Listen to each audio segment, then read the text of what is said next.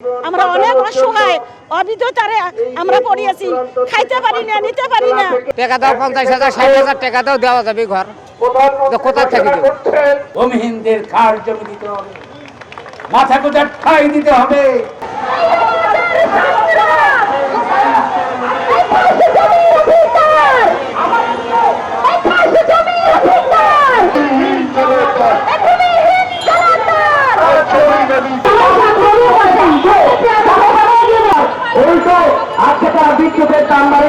আমাদের ঘরে সম্পত্তি নেই, জায়গা জমি নাই, সেই ভূমিহীন সংগঠন নিয়ে আইছে।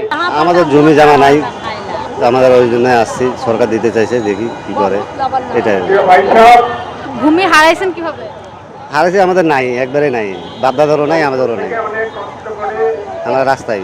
সরকারে বলছে যার বাড়িঘর নাই বাড়িঘর দেবে, সারা জীবনে মানুষের জায়গায় থাকি, এই জন্য আসছি অত দূর থাকি, যদি পাই ছেলে মেয়ে নিয়ে থাকবো আর কি।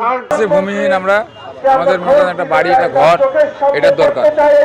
নিজের মনে করেন একটা রেশন কার্ডের দরকার আছে। আর্মি পুলিশ যেমন কম দাম পাই, আমরাও নেব, এই জন্য আমরা আসছি সরকারের কাছে।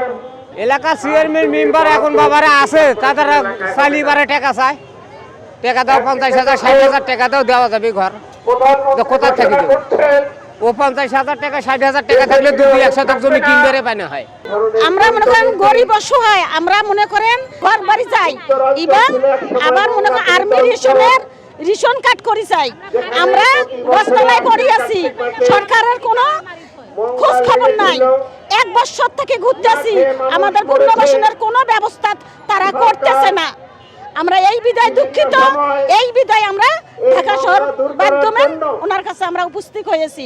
এর আগে আমরা আন্দোলন করছি, রংপুরেই করছি, এই ইনাদের সাথেই মানে থাকিয়ে আমরা এগুলা করছি, এর আগে টাকা দিয়েছিলাম, ওটা তো মারি খায়া চলে গেছে, এটা অন্য দল খায়া গেছে, ওরা বাসায় আসিয়া টাকা চায় নিয়ে চলে গেছে, আর খবর নেই। আমাদের তো মোটেই থাকার জায়গা নাই, আমরা তো লাইনের পারে আছি, আমাদের বাড়ির পাশে দিয়ে গাড়ি যায়, ঘরের দুয়ার দিয়ে গাড়ি যায়, ওখানে আমরা পড়ে আছি। আমরা শুধু মানুষের বাড়ি একটু চালার তলে আমরা 4-5টা বাচ্চা নিয়ে আমরা অনেক অসহায় অবিধতারে আমরা পড়িয়েছি, খাইতে পারি না, নিতে পারি না। মনে করেন আমাদের অনেক কষ্ট, অনেক দুঃখে আমরা জীবন যাপন দান করতেছি। যদি সরকারের বাড়িঘর দেয় তাহলে আমরা থাকবো, এইটাই দাবি, আর কিছু না। আসলে আইন পরিবর্তন না করি, শুধুমাত্র নীতিমালা পরিবর্তন করি, ভূমিহীনদের মধ্যে সেই সম্পত্তি বন্দোবস্ত দিতে পারে। তো আমি মনে করি আপনাদের এই আন্দোলন খুবই একটা ন্যায্য আন্দোলন, গণতান্ত্রিক আন্দোলন। এই আন্দোলনকে মানে শত্রু ভাবাপন্ন হওয়ার কোনো দরকার নাই। যারা হচ্ছে কনসার্ন অথরিটি, যাদের কাছে আবেদন নিবেদন করছে শ্রমজীবী মানুষরা, গৃহহীন মানুষরা, তাদের এই আকুতি কনসার্ন যারা আছে, কর্তৃপক্ষ যারা আছে, তারা মনোযোগের সহিত যেন শোনে।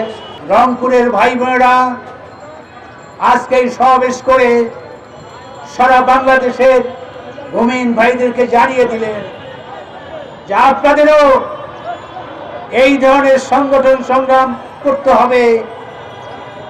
গ্রাম থেকে, জেলা থেকে এই ঢাকায় এসে প্রধানমন্ত্রীর দপ্তরের সামনে অবস্থান নিতে হবে। যতক্ষণ পর্যন্ত এই দাবি আদায় না হবে, ততক্ষণ পর্যন্ত আমরা আমাদের আন্দোলন থেকে পিছপা হব না।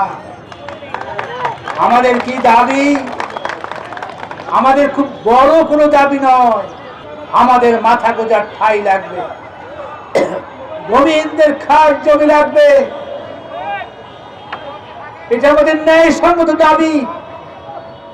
বাংলাদেশের সংবিধানে, বাংলাদেশের আইনে এই দাবি লিপিবদ্ধ করা হয়েছে, কিন্তু ভূমিহীনরা জমি পায় না। অলিখিত নির্দেশে জেলা প্রশাসক ইউনোরা ভূমিহীনদের জমি দিতে চায় না, জমি দেয় না।